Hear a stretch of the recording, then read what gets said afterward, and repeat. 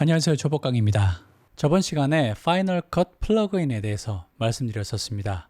구매하는 곳과 무료 플러그인을 소개해드렸죠. 아마 많은 분이 좋은 플러그인을 다운받아 사용하실 것 같습니다.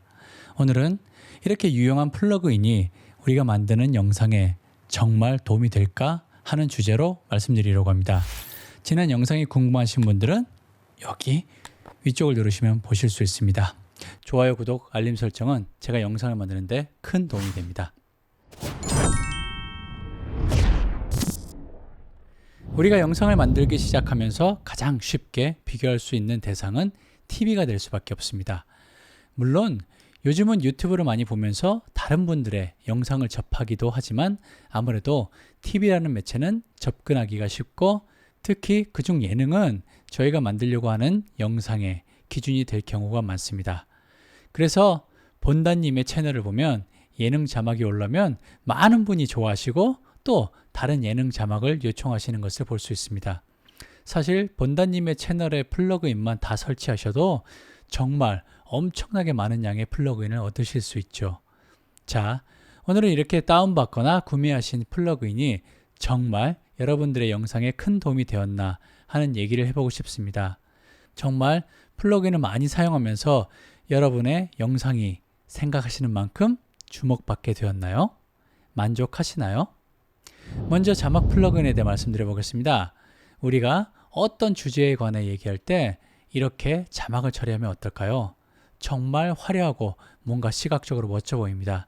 하지만 과연 이렇게 자막을 처리하는 게 좋다라는 부분은 아마 개인마다 느끼는 점이 다를 거라 생각됩니다. 지금 어떻게 느끼고 계시는가요? 너무 많이 사용하니 오히려 혼란스럽지 않나요? 말 그대로 예능 자막은 멋져 보이지만 많이 사용하면 어지럽고 질리는 느낌이 있습니다. 그래서 예능에서도 자세히 보시면 몇 가지를 이렇게 돌아가면서 사용하는 것을 볼 수 있죠. 또한 말하는 것을 다 쓰기보다 특정 포인트를 강조할 때 더욱더 유용하다고 생각합니다. 그리고 대부분의 유튜브의 경우 이런 화려한 자막은 솔직히 거의 사용할 일이 없다고 생각합니다. 그럼 그 외의 플러그인은 어떨까요? 아마 많은 분이 플러그인이 많으면 영상을 다양하게 더 멋지게 만들 수 있다고 생각하실 것 같은데 이건 반은 맞고 반은 틀린다고 말씀드리고 싶습니다. 타이틀과 이펙트, 트랜지션에 플러그인을 꽉꽉 채우셨다면 아마 느끼고 계실 겁니다.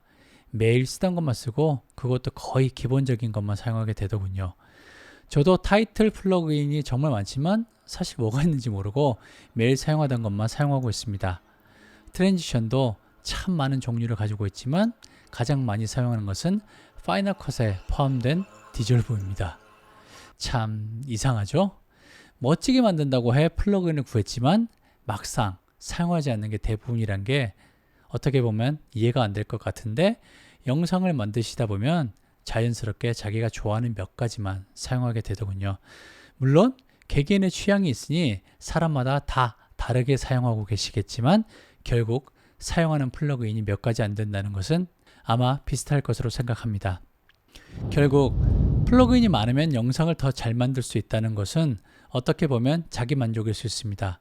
가끔 보면 컬렉터처럼 모아 설치해 두는 것에 행복을 느낀다는 생각도 들더군요. 나는 이제 영상을 더 멋지게 만들 수 있어 하는 만족감이죠. 물론 이건 제 이야기입니다. 그래서 한참 플러그인을 수집하듯 모으던 지난 시간을 돌아보면 이건 시간도 비용도 아쉽다는 생각도 들곤 하네요. 요즘은 본다님 채널 플러그인만 다운받고 있습니다. 모아둔 플러그인들도 필요한 것 몇 개를 빼놓곤 거의 다 삭제를 하고 있습니다. 왜 굳이 삭제까지 하냐 하실 수 있죠? 이는 두 가지 이유가 있습니다. 첫 번째 이유는 파이널 컷을 사용하는 플러그인은 초기 파이널 컷 실행 시 일일이 확인하고 로딩하는 작업을 거치게 됩니다. 이 뜻은 플러그인이 많으면 많을수록 파이널 컷은 무거워지며 더불어 실행 속도도 느려질 수밖에 없습니다. 플러그인 간 이동 시에도 클릭하고 난 다음에 시간이 많이 걸리는 것을 볼 수 있습니다. 물론 컴퓨터의 속도와 램의 크기에 따라 이건 달라지겠지만 잘 사용하지 않는 플러그인을 굳이 내버려도 편집할 때 답답함을 느낄 이유는 없다고 생각됩니다. 가뜩이나 영상 편집이 무거운 작업인데 조금이라도 시스템 자원을 원활하게 가볍게 사용하는 게 좋을 거로 생각합니다.